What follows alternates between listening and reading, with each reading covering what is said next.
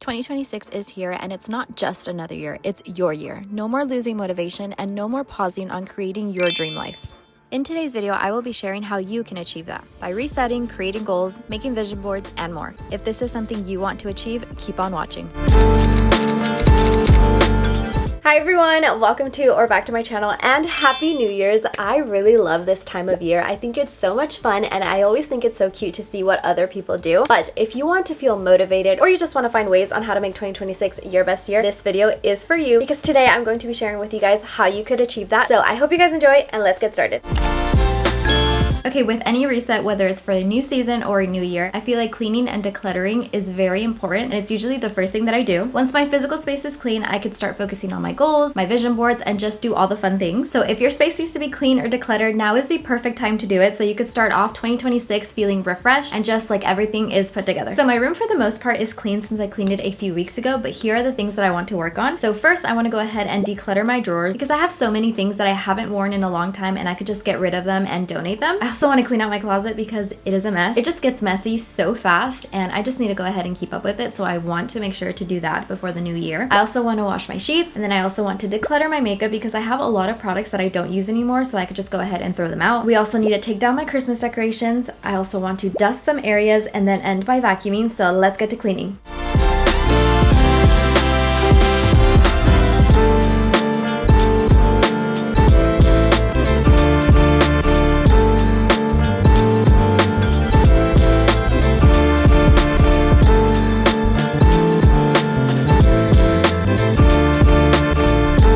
Okay, very weird angle and probably weird lighting, but I finished cleaning out my drawer. I did get rid of a lot of stuff. It didn't look like it. This is my stack right here, which again, it doesn't seem like a lot, but I could finally close my drawers and have everything folded and looking nice. I even have a lot of space left over in the bottom drawer. So happy about that. Now we are going to tackle the closet, which I am not excited for. I'm telling you guys, my closet gets messy so fast because after I do laundry, specifically like my going out clothes, I just throw them in there. I don't hang them up, and now they need to be ironed. So yeah, that one is a mess and not excited about it. I feel like it's going to take me a while, so let's get started. Fair warning, this is the closet. For the most part, my shelves are organized except for the bottom one. I have a bunch of bags up there that I don't need. This area is just messy. And then we pan to the bottom where I have a bunch of clothes that are clean, but I just haven't put away. So I'm just gonna go ahead and start by taking out all these clothes, laying them out on my bed, separating them on what I could hang right now, and then some of the stuff that I need to iron, which I will do later tonight. And then we'll go ahead and pick up everything in here. That's the game plan. Let's see how long it takes us.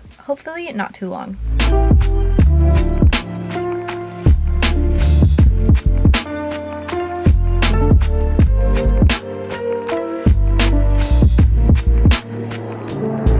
Okay, so I have my clothes separated into two piles. This is the one that I have to iron, and these are the ones that I just have to go ahead and hang up or fold away. So for the clothes that I need to iron, I'm just gonna go ahead and put them in the other room and iron them later tonight and then put them away later. But for the folding clothes and hanging clothes, I'm just gonna go ahead and do that now, and then we'll start with actually cleaning out the closet, getting rid of some clothes that I don't wear anymore, and just refolding and organizing the cupboards that are in there. So let's continue.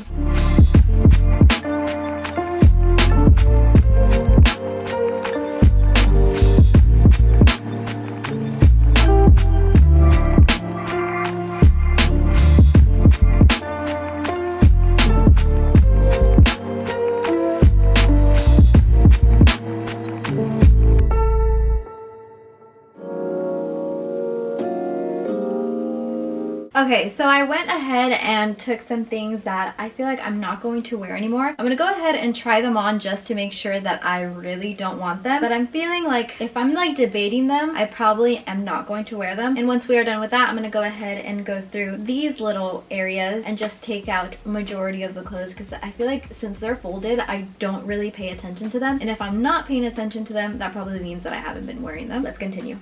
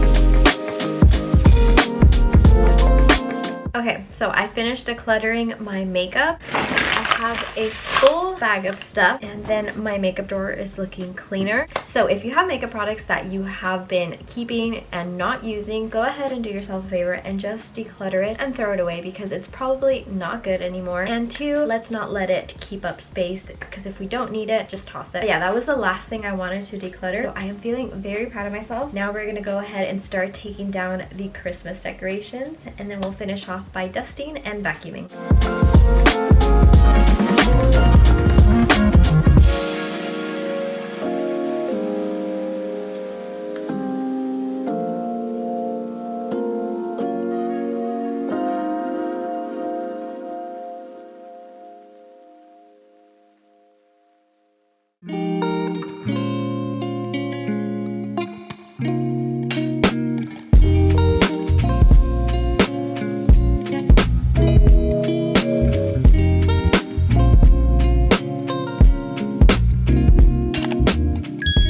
Now that we are done cleaning and decluttering, we can move on to the fun stuff and just the things that are going to help you make 2026 the best year yet. So we are going to start off by reflecting on 2025, and I feel like this is important because you get to think about what worked and what didn't, and overall you're just looking back on how 2025 was. And there are so many prompts that you could do. I tend to do a few because I love doing that. I feel like it gives me a vision on how I want the new year to go. With that being said, here are some prompts that you guys could do. So the first prompt is my ins and outs, and basically you are just journaling a list of things that you want to bring into the new year and things that you don't want to bring in for 2026. I really love doing this one because it gives me an overview on what I did like from the year and what I didn't, and the things that I want to leave behind. And also this one is very fun because you can make it like a cute little journal spread with a bunch of stickers, a bunch of colors, and I don't know, I feel like that could be very cute. And the next one is what drained your energy this year. So you're basically journaling about what didn't work. This is one that I love doing because I think it gives me a good feedback on what I didn't like and how I could change that going into the new year, and maybe it'll do the same for you. The third one is what are you most proud of? I feel like when we are reflecting, we tend to think about the negative stuff and forget about all the positives. So with this journal prompt, you could go ahead and write your accomplishments, because I feel like that's very important to look back on. The next one is what can I have done differently? I feel like this one is very self-explanatory. You're just going through what you didn't like about 2025 and how you could have acted differently. So the next one is what goals did I achieve? I know this one might sound like a little negative, or just that there's a lot of pressure when it comes to goals, because it's important to look back on what goals you did achieve, just so you could go into the new year thinking like, wow, you know, I can do that because I did it before. So yeah, maybe just go ahead and shift your mind a little bit, and if you achieved one goal, hey, that's amazing. So write that down. And the last one, which I feel like is a good wrap up for your reflection, and it is in one sentence, how would you describe 2025? So pick whatever feels right, do them all if you'd like, but I'm just gonna go ahead and take some time to start journaling and reflecting.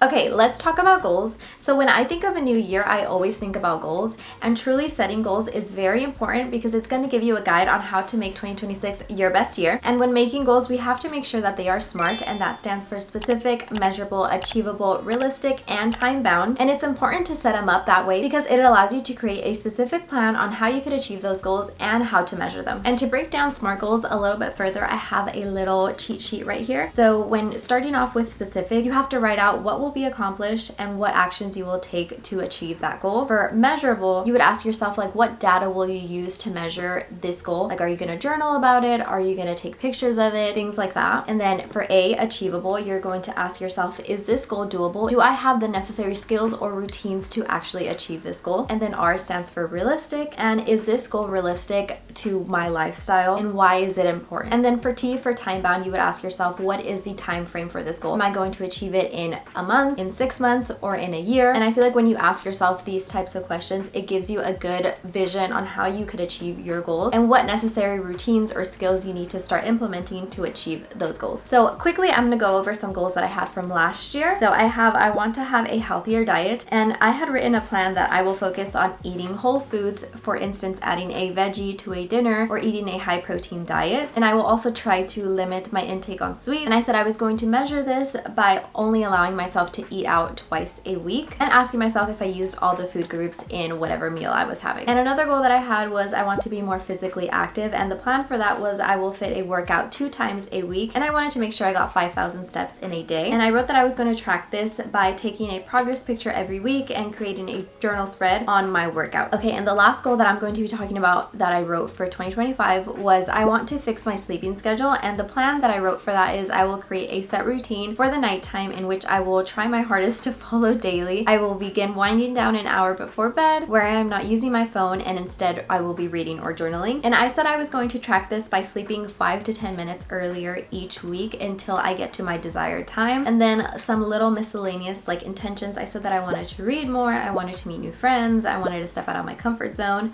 But yeah, these were some of my goals that I had set for 2025, and as you can see, I did make my goals somewhat smart, but I feel like I was not consistent enough, and I did not set up an actual routine on how I could achieve these goals. So that is something that I want to change going into the new year. So this time I'm doing my goals a bit differently and more in depth. So I created this specific journal where I'm going to be putting all my 2026 goals. I made this last night and I am honestly very proud of it. I feel like it's very me and it's very cute. I even have this like cute little title page and I am very happy with it. So we start off by having obviously my title page, and then we move on to my 2026 affirmations. So this is something that I'm going to go ahead and look at almost weekly, just so I could remind myself like I am working towards becoming my best self and to having a great year. And then from there we have my 2026 goals, and they are broken down into specific categories. And the categories that I think I'm going to put is career, health, physical, education, mental, and personal. And then from those goals, I'm going to go ahead and break them down even further into smaller achievable goals that will help me achieve my bigger overall 2026 goal. So we have them broken down by quarters. So quarter 1 is January through March, quarter 2 is April through June, quarter 3 is July through September, and then quarter 4 is October through December. And I know this might sound like a lot, but stay with me because I feel like this is going to be very helpful. And once that is done, I am going to go ahead and write some daily habits and set specific routines that could help me achieve these goals and overall just make me more consistent. And then I'm also going to go ahead and implement monthly reflections just to see what worked and what didn't, and that will also give me a guide if I will need to change some of these goals or work on something specifically. But yeah, this time around I feel like I have more of a direct vision on how I could achieve those goals, and overall I just feel more prepared, which I am very excited about. And if this sounds like something you want to do, I definitely recommend you guys to do it. You could go ahead and create a cute little journal specifically for your goals, but I do know that this sounds like a little bit too much, and that's okay. You could go ahead and do your goals in a more simpler way, whether that's 1 or 5. Just make sure that they are smart. So yeah, definitely recommend you guys setting your goals because it is one step closer to being your best self and to just having an amazing year. So enough with my rambling, let's get to goal setting.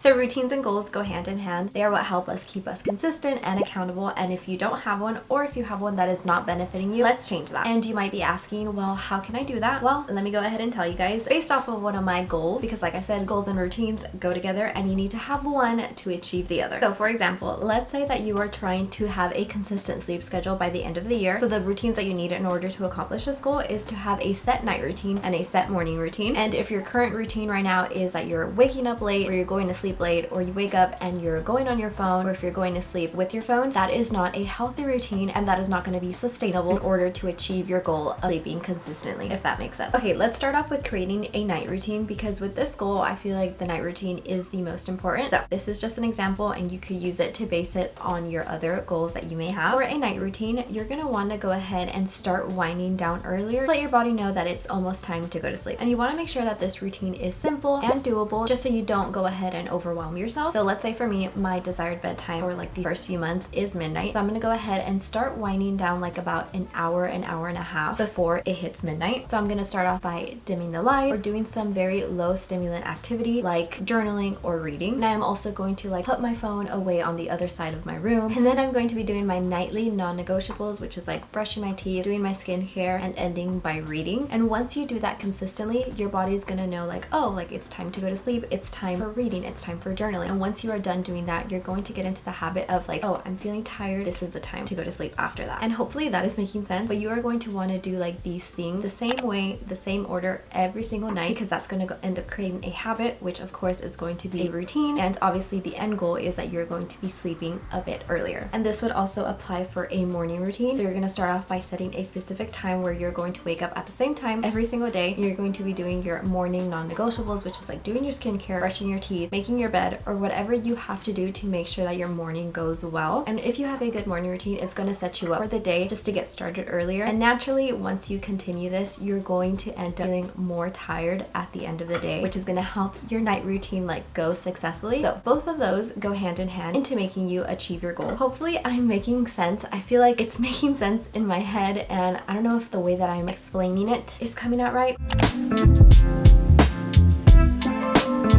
But overall, routines are very important, and habits also go with routines. So once you have your habit, then you're going to have your routine, and then with that you're going to go ahead and be able to achieve your goal, which of course is going to help you make 2026 the best year yet.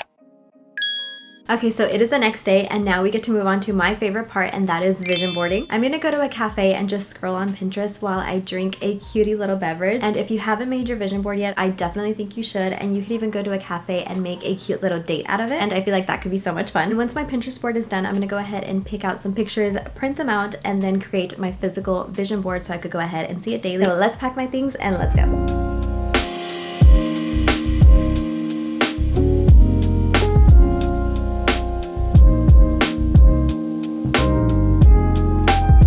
Okay, I just got back home. I finished my Pinterest board at the cafe, and I went ahead and picked up my prints. I have my cork board right here, so I'm gonna go ahead and get started on creating my physical vision board. This is my first year making a physical one, and I'm actually very excited, so I can't wait to see how it turns out.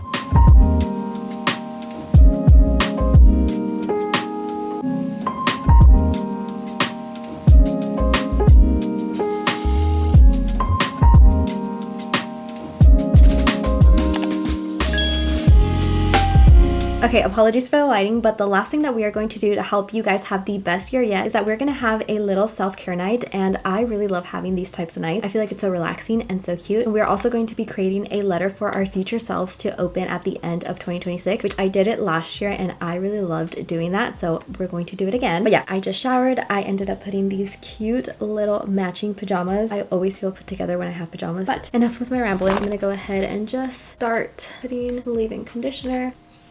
And then I'm going to go ahead and pin my hair back because we are going to be doing a cutie little face mask. Okay, and the face mask that we are going to be doing is this Lops one, or Loops. Face mask is on, and I know I am looking a little crazy and I could barely talk, but I want to go ahead and reinforce that self-care nights are very important. It helps you de-stress, and it just gives you like a little alone time and just to, I guess, decompress. And I feel like they are very important, and if you don't do them, make 2026 the year that you do them, because they are so beneficial and you will absolutely love them, trust me. So yeah, if you haven't done one yet, do one now at the start of the year. It will just make you feel so relaxed, and it just helps you romanticize your life as well. This will help you make 2026 the best year yet. So now we're gonna go ahead and start writing our cute little letter for ourselves. Highly recommend you guys to do it. It's so much fun, and it's something to look forward to open on December 31st. So yeah, I'm gonna go ahead and just sit down and start creating my letter. I highly recommend writing a letter to yourself. I see it as a form of manifesting, and I just love to look back on what actually happened in the year. And it was honestly so much fun opening my 2025 one on New Year's Eve. Alrighty, that is it for today's video. I hope you guys enjoyed it and that it helped you on how to make 2026 your best year, because it's going to be. With that being said, please like and subscribe if you want, and I will see you in the next one. Bye!